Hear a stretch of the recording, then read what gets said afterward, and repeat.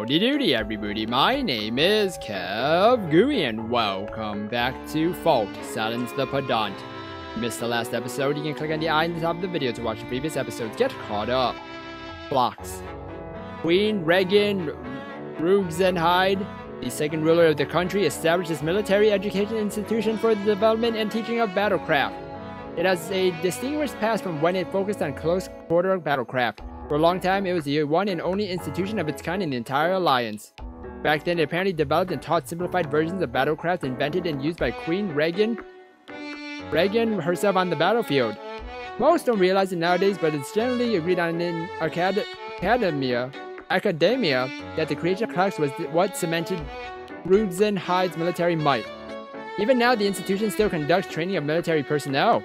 But apart from that, it's also involved in research for agricraft, medical craft, as well as subjects from history to maniculture to non-craft to philosophy and religion. The elites of many different fields gather here and contribute to the prosperity of Rugenhyde and the Alliance. Oh, it's Miss Laura. Oh, hello. Wait, so is this a phone or is this like a video, video feed? Vhastoralkat. Yes, it's quite rare for you to call. Where are you right now? Right, I'm at clocks in front of the main gate. So you're already there. Actually, it seems like I'll be a bit late. Just head over to my office ahead of me and wait for me there. I've set up the lock to open with your signature too. Ah, I see, understood. Oh, I have to actually click it. Mr. Laura's running late? That's odd. Is trouble brewing? Uh-oh. Ooh.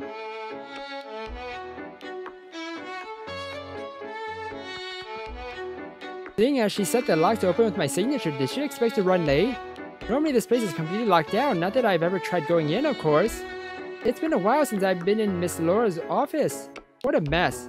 As usual. She always did have trouble cleaning up.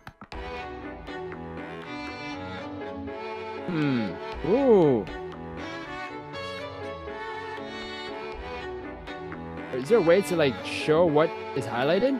Or things just highlight themselves? Oh, okay. Whoa! What's with all these low-quality weapons? The sword's blade is chipped in multiple places, and it's obvious that the flange is terribly balanced. These are worthless in a real fight. I attempt a traceback. I think I'm just gonna say it in my regular voice, because these are just thought bubbles. I don't recognize any of these signatures. There's a note on the barrel. A recording of signatures before disposal. I see, so these were made by students. Then this must be where the Academy records the students' signatures. I'll just read those in her voice.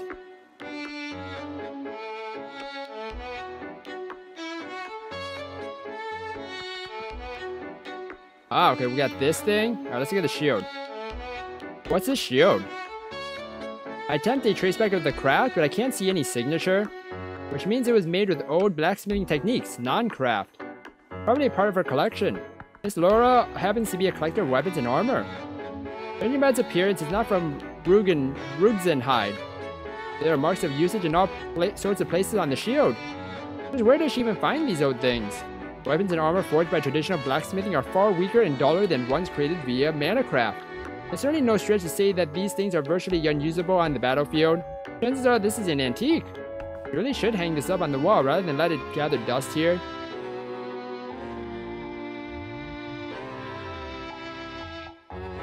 A cisplonge, a type of axe.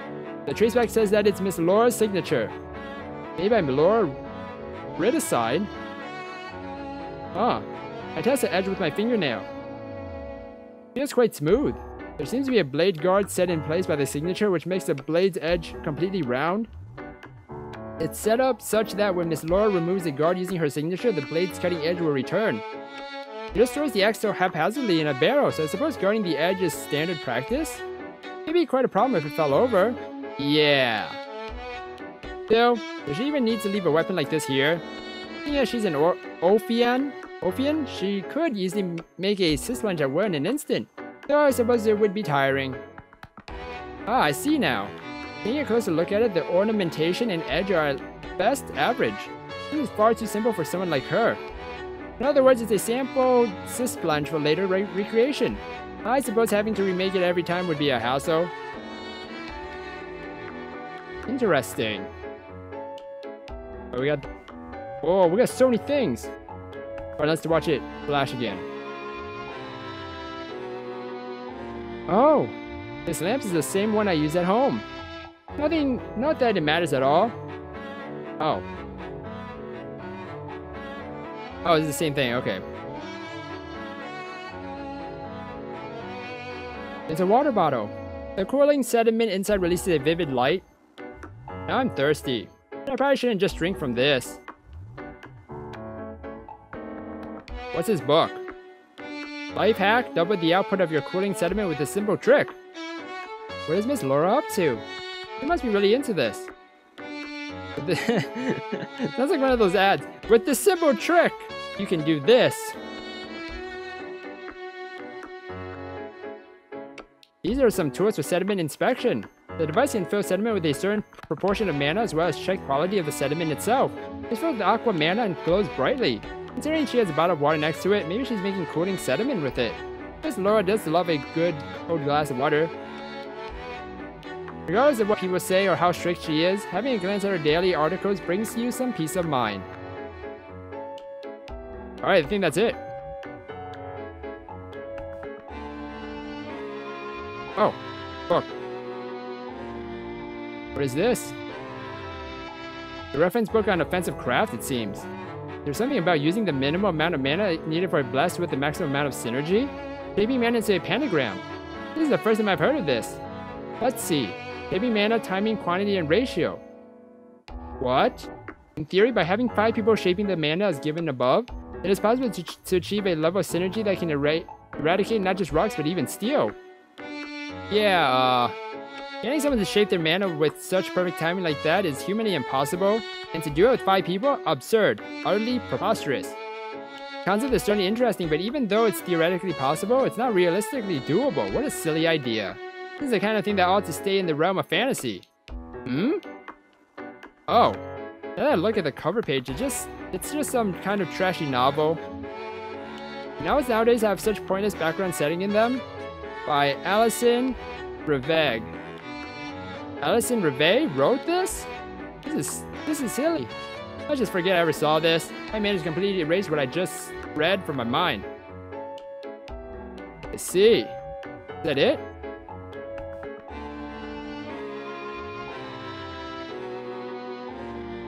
I go slowly. I think that's actually it. Inventory. We have this blanket. Why is it? Is this actually Sophine's headband? For some reason, this was in my backyard.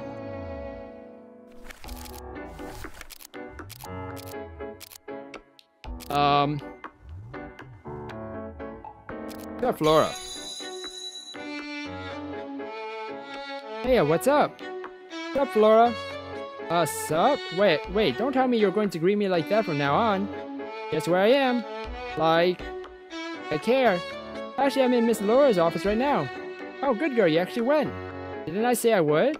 I was worried that you'd end up ditching, considering how you are these days. Get off my back. So, is Miss Laura there right now? Nope, she isn't. There's something I want to ask you about her. Eh? You're asking about her? What brought this on? Because I feel like it. You're a genius, aren't you? You ought to know a lot about the people of Rugenhide, so I'm asking you. I don't really follow. If we were talking about Miss Laura here, wouldn't you know better than I do? She's like your second teacher after Sir Bias. I suppose I've known her since I was a child, but there are still some things I don't know about. Like her age. Good point. I hadn't thought about that. She should be the same generation as Miss Millie. Do you think she's in her mid-30s? No, I don't think so. If I had to say, maybe 27, 28? She does look pretty young. That's because she actually is young. So she's ripe for the picking, eh? I'm not talking like a creep, please. And she's still single, too. Isn't that because she doesn't have the time?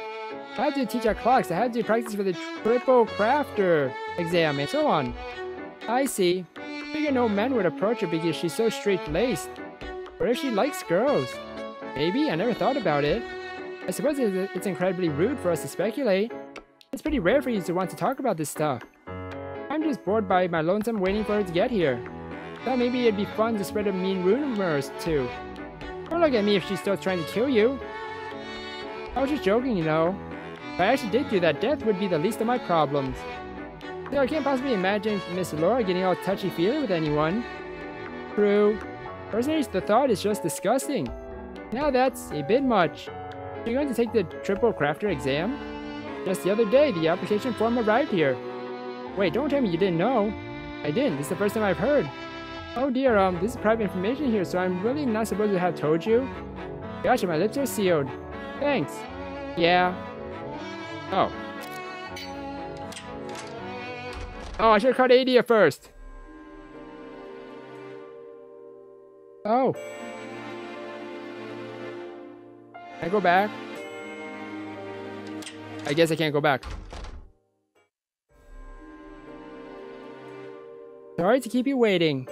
Strict as she is, Miss Laura is actually quite easy to speak with. She enters the room looking apologetic.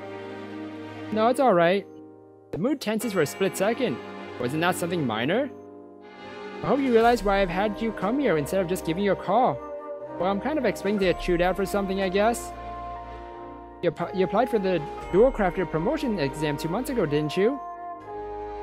Eh?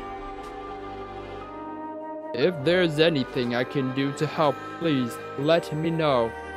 I'll do anything in my power too. Just got the go signal. What? Really? Mana Crafter Promotion Exam. I want to attain the title of Dual Crafter. King Vala has heard your request. I applied knowing that it wasn't going to happen. Nowadays, the dual exam has a minimum age requirement. Someone in their teens wouldn't be able to take it. I applied partly as a joke, but I can't believe this. Why are you spacing out like that? Don't tell me you forgot that you asked to apply. No, not at all. I couldn't possibly. Just that, I can't believe it actually. Thought they wouldn't let you? Ah, you know. Just who do you think you asked for help on that? We're talking about the king of the founding country for the alliance, the great kingdom of Rugenhide, King Vala Rugenhide. He wouldn't go back on his word. It's as if I was using lukewarm water and suddenly got showered with ice-cold water. My throat is just parched. Why? Excuse me? Why are you rushing to get the title of Dual Crafter? Is there some sort of problem? If you don't have any intention of becoming the Guardian, then you wouldn't need to. But there are a lot of other times when it could be useful, not just in being a Guardian. I'm sure you're fully aware of this. But trying to attain Dual Crafter status at your age means that the committee will only allow you one specific trial. The Fecto exam. Make a mistake and you could risk your life with that exam, right? I know. It will take a little longer, but there are a lot of safer tests out there. Don't you think you're living a little too hard and fast? Of course not. Self-inflicted harm would be foolish. What's wrong with it? I don't really think I really need a reason to. Yes, I don't need to explain why. How come? Is Laura's being so roundabout with this means? I'm almost certain now that she's already figured it out. Vhastoralkat blue, right? What? So you do understand then. I can see right through you. Would have sounded cool, but really it's not that hard to guess. Darius left you a wind chime. That was from Vhastoralkat, wasn't it? Last time I visited, the colors were slightly off. I remember that much. Guessing something happened and it broke, right? And now you're trying to repair it. I swear, she has the sharpest eye for these things. No, Miss Laura does have excellent perception, but that also means the color was just so off that you could tell at a glance. Damn. Damn it. I tried to fix it when I was a kid. At the time I thought that was good enough, but the more I look at it, the more I realize the color is off. Which explains why you're in such a frenzy doing glasswork lately, huh? Also, you can recreate that shade of Vhastoralkat blue. What is that? What are you? Your second mentor and your best friend despite our age difference. You probably already realized even without having to ask me. Vhastoralkat blue isn't something a beginner can create in such a short time, regardless of how much effort they put into it. I suppose so. Vhastoralkat blue's color will never change or fade. Eternal blue, they call it. They say it's so beautiful it could stop entire wars. By sending tribute of items in that color, they manage to avoid a conflict, or so the story goes. Another famous story is of Vhastoralkat blue being the inspiration of the shade of blue on Ritona flag. You can count on a single hand the number of glass artisans that can recreate that impactful yet almost fleeting shade of blue. All of them are already over 60 years old and have achieved enough to gain the title of Twin Crafter. They are true masters of their craft, hailed as Vhastoralkat's living national treasures. Figured that was the case. Thought it was strange. I tried so many times, tens of thousands of times, but the color was never that deep. After a while, the colors would end up shifting. I tried and tried and tried, but it was just so no good. I've been feeling a little out of it recently. Tens of thousands of times. It doesn't sound like you're kidding. Ah, youth and its passions. Well, moving on. The only way to get such a rich natural color is undergo Divio and spend years and years to fully grasp the color's rhythm. Sure, you're hesitant to undergo Ophia because you want to be able to bring out that color, right? Because Ophia is tailored for battlecraft. It'll be near impossible for you to master any of the time-consuming Divio-oriented craft. This is the very first time in my life that I felt I'm doing something that I truly want to. Oh? This came to me recently. That up till now, I've always done in earnest whatever my grandfather in this country had told me to do, or something. It's only when I'm working glass that my heart feels at ease. The pain, my loneliness and duty, I can forget all of that. You know, to be frank, I don't really understand what's so great about Vhastoralkat blue. Huh? Yeah, that it's special, but all I see is that it's just a deeper blue, that's it. Are you serious? I suppose you have sharp eyes, but sensitivity for these things not so much. Do you know about the fairy bell effect? Fairy bell? The fairy that shows up in that fantasy story by Alison Reveg? That's the one. More or less I read it when I was a kid. Fairy bell, the story about a girl who could see fairies. If memory serves, Fairy Bell was a wondrous fairy that worked miracles. In the story, she was rumored to show up and help out little girls and boys in poor families. Fairy Bell summons the protagonist to Endless Land, a kingdom full of children. The protagonist is promised eternal happiness as long as she never grows up. I remember now. I think the girl ends up falling in love with a boy she meets there and ends up getting exiled from Endless Land. Indeed, and Fairy Bell never again showed up for both the boy and the girl. Miss Reveg's children's stories have always seemed to end in some kind of tragedy. Tragedy? Do you consider that a tragedy? Who wouldn't? She ends up losing an eternal happiness just because of some romance? The last time you read it was a child, right? When you have some free time, read it through again. Anyway, what did you mean by the Fairy Bell effect? Is that an actual term or just something you made up? Like I can make something up like that. Fairy Bell's existence is based on those who perceive or believe in her, and therefore her existence is influenced by how many they are. Ergo, if no one believes that she exists, she does not actually exist. This is the same as in the story. The adults didn't believe in the existence of Fairy Bell, and therefore she never showed up to the adults. It's a term people use when determining the value of worth or something. And I still don't understand why you're going with this. Do you mean to say that Vhastoralkat blue is losing its value because of the Fairy Bell effect? It applies to the art in general, does it not? You must attribute some value to it for it to have any value. That is true, I suppose.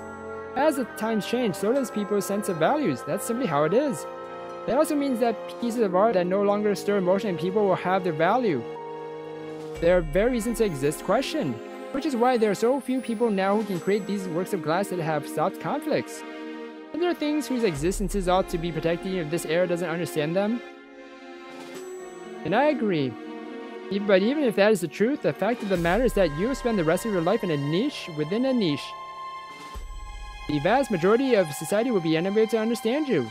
Not just in Ritona, but in Vhastoralkat too. Now I'm not saying it's a bad thing, not at all. Sticking up for what you believe in. What's important to you, regardless of what others think, is an important human quality. But no offense here, I don't think there's any way you'll last long with such a traditional, restrictive lifestyle. You know, Miss Laura, talking with you lately really gets me down. So you're becoming an old nagging granny now, bit by bit. The passage of time is ever so cruel. For your information, Ritona, young and old are words that only express the concept of age, not the inner fire that burns inside you. Hearing that from a 14-year-old on the brink of turning into an old hag like you doesn't affect me in the slightest. I don't even know what to say anymore. So what are you trying to tell me exactly? Stop playing around with glass and just become a guardian already, or what? Did I once say that? Well, whatever. Once we get the details ironed out, I'll contact you again in the next few days.